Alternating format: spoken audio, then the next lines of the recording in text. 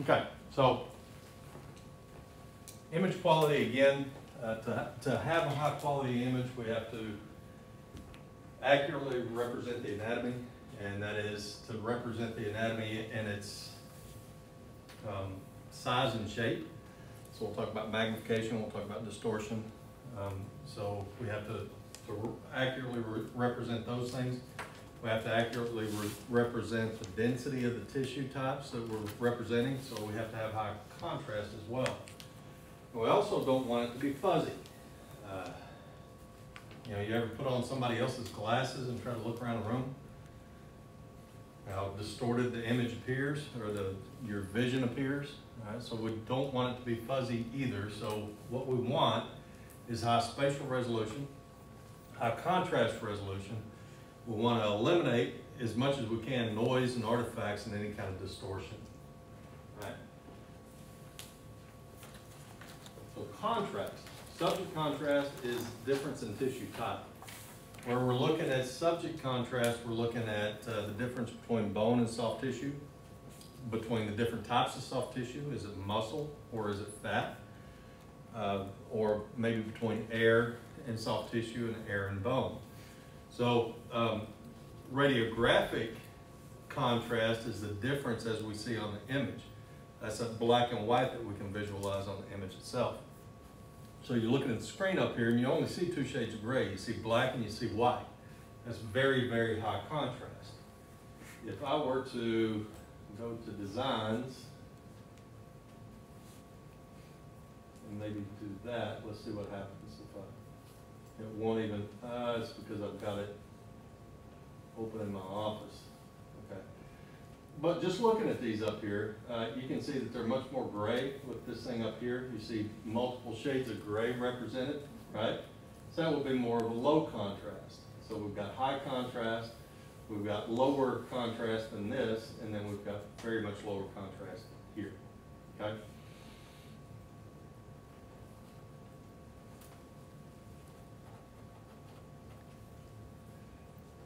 So subject contrast, again, is the difference in tissue types, tissue density, those Zeph numbers that we were talking about in the last section, as opposed to radiographic contrast is difference in the appearance of those tissues on the image. So what gives us radiographic contrast? Well, subject contrast does. Subject contrast gives us radiographic contrast. If all of our tissue types were identical inside the patient, then it didn't matter what kind of KVP we used. If we passed a beam of radiation to the patient, there would be no differential absorption. Subject contrast gives us our differential absorption so that we have different levels of intensity underneath those underneath those tissue types to give us a difference in radiographic contrast. So subject contrast, we have to have subject contrast to give us radiographic contrast. Density, again, is that overall darkening of the image. And it's going to be determined also by the Zeph number and the compactness of the tissue types. So patient density is your Zeph number. And where we have two different tissue types that have a high Zeph number, bone, and a low Zeph number, soft tissue or air, we have high contrast, okay? But here's where the rub comes in, is that radiographic density is just the overall blackening or darkening of the image. So it's the overall appearance of the image. Underneath specific tissue types, we can have a tissue type that is of low radiographic density, so it's a low Zeph number, but what kind of, let me back up, let me walk that back. We have a tissue type that is of low Zeph number, so it's of low density, patient density. But what's that going to look like on the x-ray?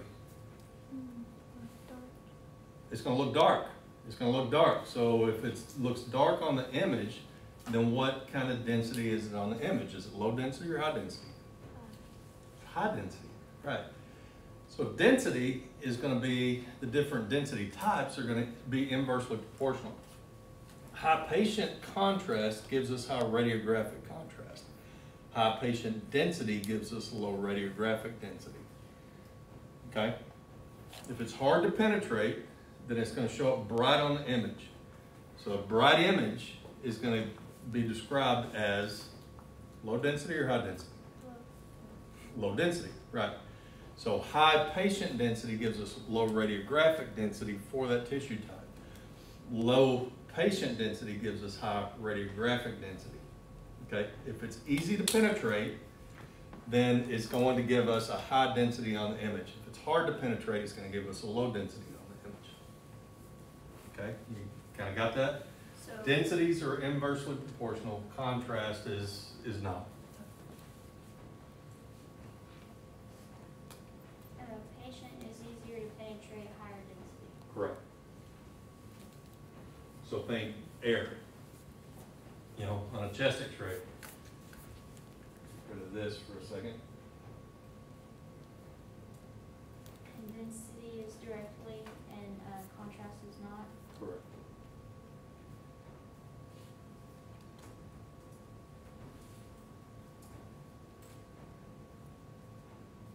So do you have high subject contrast? You can have low subject contrast too. You have high subject contrast, and that gives you high radiographic contrast. If you have low subject contrast, KUB, for example, you're also going to have low radiographic contrast. Okay. Okay. So looking at chest X-ray, what we've got is, we use high KVP for the chest X-ray so that we can penetrate the ribs. Let me do this, put these side by side.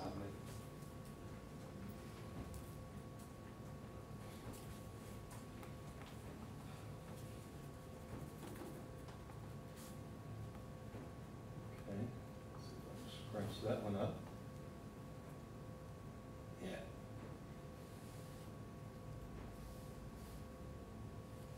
I should have opened a different window. Okay, so can we kind of agree that these two guys look a lot alike? I mean, size-wise, they're very similar, right? Not a tremendous amount of soft tissue, but, they're probably in decent shape. This one over here, notice that the lung and the ribs they kind of blend to a degree, right? This is your KVP and its effect, or really your computer algorithm, and its effect on contrast, okay? You don't see a whole lot of difference between the ribs and the lung, right? So you got low contrast. That's not because of low subject contrast, that's because of, computer wizardry. Over here, what we've got is higher contrast. It's still in the thoracic cavity, so it's really kind of complicated. But notice how you can see the ribs a whole lot better, right? You can see the bones of the spine a whole lot better. Over here, they're just kind of gray and ugly looking. This is, to me, visually, this is a better looking X-ray than that over there. But it's only better for demonstration of the ribs. For demonstration of the lungs, this is a bad image. This is a good image over here, okay? Now, if these were taken of the same person with the same technique, what we would have here is a situation where the patient has lost some patient density in their bones, okay? So let's make this a hypothetical situation where this is the same person. This was him when he was 20 years old and he had good bones. This is him when he's 80 years old and he's got osteoporosis, okay? So he's lost some bone mineralization here. Over here, his bones are still strong and they're healthy bones. All right, so what we've got, and the reason we've got high radiographic contrast is because the difference between the soft tissue and the air provides us good subject contrast so that we have good radiographic contrast. It appears very black and white, right? As opposed to this one over here, again, we're just making a hypothetical that this is 60 years later and this guy has lost some bone mineralization. So the bones have become more similar in consistency to the soft tissue, right? So, look at the spine here compared to the soft tissue out there. Do you see a whole lot of difference there? Probably some, but it's not significant, right? So in this hypothetical situation, this guy is providing us low radiographic contrast because he's got low subject contrast. High radiographic contrast because we've got high subject contrast. Okay. So looking at the individual portions, you know, if you can just zero your mind into just this area right here, that looks pretty light, right? So it's not very dark as opposed to this one over here, looks much more gray, looks a lot darker. Or even better still, we look at maybe this area right here. Can you still see contrast in that between the lung tissue and the air? Yeah, okay. Can you see it very well over here? Okay, so this focal area right here is two things. Does this look darker than that? Okay, so it's an increase in density, right? But also in this area right here, you can see the difference in those lung markings and you can see the ribs, right? Over here, can you? No. So it's a decrease in difference. And what describes our difference? Contrast, right? Okay? So contrast, we got subject contrast, and that is difference in tissue types. And then we've got radiographic contrast, and that's the difference that we can see on the image itself. And then density, we got patient density, and that's determined by the Zeph number. Healthy bone is going to have a higher Zeph number than osteoporotic bone. The compactness of the tissue, how much of it you've got there in a space. And then radiographic is just overall blackening of the image. Generally, whenever we're referring to radiographic density, we're referring to the entire image. I focused just for that example on just a small portion of that image, but most of the time whenever we're talking about radiographic density and excessive density, we're talking about you use too much of something on the image and you put too much density on the image. You overexpose the patient or you underexpose the patient. So it's a whole image rather than just a focal area, okay? So resolution, we've got two different types of resolution. We've got spatial resolution, and we've got contrast resolution. Spatial resolution is the ability to image detail between structures of high subject contrast. So you still have to have contrast in order to see the detail. So we're going to refer to spatial resolution in a lot of different ways. That's going to be your recorded detail. That's the actual lines, whether or not you can see those lines. So it's recorded detail, sharpness of recorded detail, or just sharpness. So spatial resolution equals recorded detail equals sharpness of recorded detail, which is your SRD, which equals sharpness. All of those refer to the same thing. So your contrast resolution is your ability to differentiate between structures of similar anatomical density and contrast. So again, back to our chest x-ray versus our ribs. Contrast resolution is whether or not we can see the difference in tissue types, all right? So in tissue types or exam types where we have low contrast resolution, like your KUB, could you see the kidneys last semester on a KUB? Barely, yeah. Some of y'all are probably having a hard time seeing them now even, right? And that is because you're looking at a tissue, at a anatomical part that has a lot of tissue types that are almost identical. You know, the kidneys are not that much different from the liver. You stack all those intestines on them and, you know, you just can't make them out. You can't differentiate between them. So it's low subject contrast and therefore gives us low radiographic contrast. Yeah, you can still see the spine and you can still see the pelvis, but you're never going to, unless you put contrast in the patient, you're never going to be able to pick out the small intestine from the large intestine, right? You can't tell where it starts until you put contrast inside, where the large intestine starts, unless you put contrast inside of the patient. So contrast resolution is that ability to see the difference in tissue types. Sharpness is whether or not you can see the lines of the ribs. Now, does this image over here show good sharpness of recorded detail?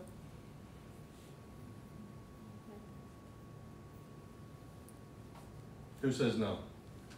Which one, This one? Yeah. Does it show good contrast resolution?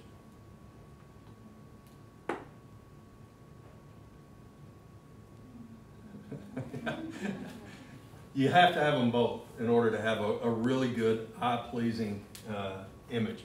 How about this one over here? Does it show good sharpness or recorded detail? Yeah.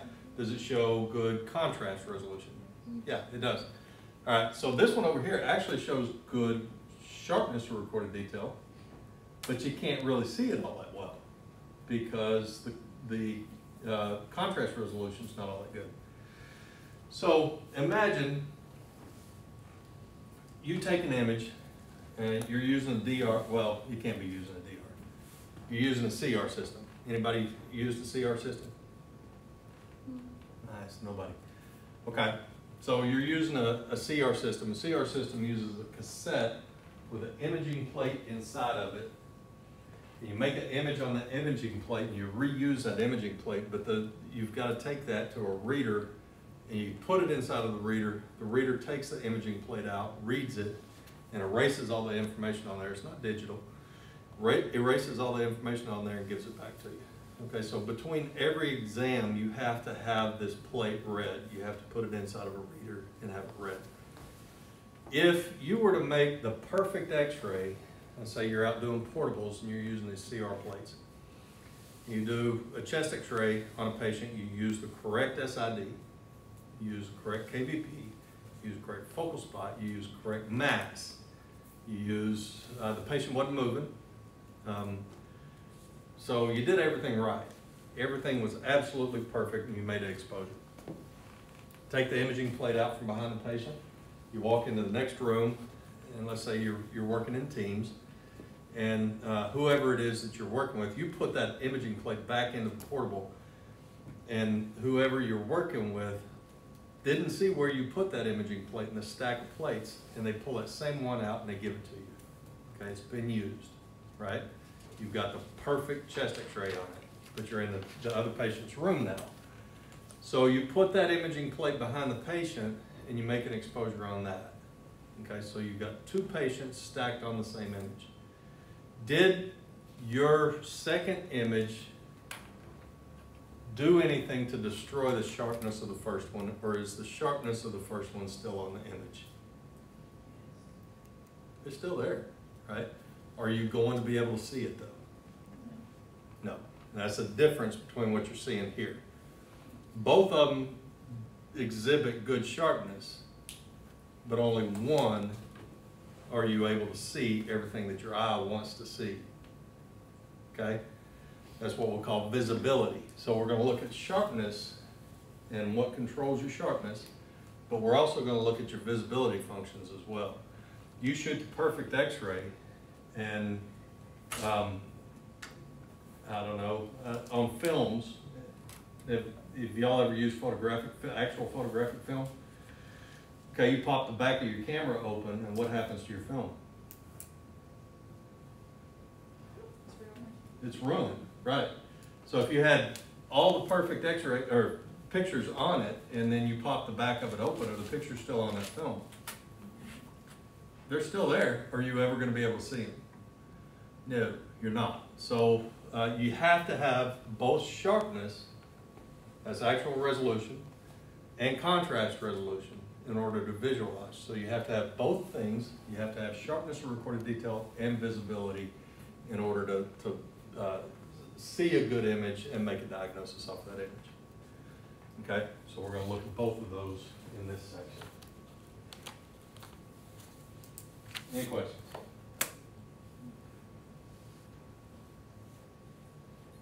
So I intended to get further today than what we did, but I felt it was important to really go through that past test. And we won't cover in detail every test that much, but, you know, you gotta get this stuff, because it's not going away. Alright, so, check maybe down the hall. Hopefully she's already there. I'll do the hall real quick.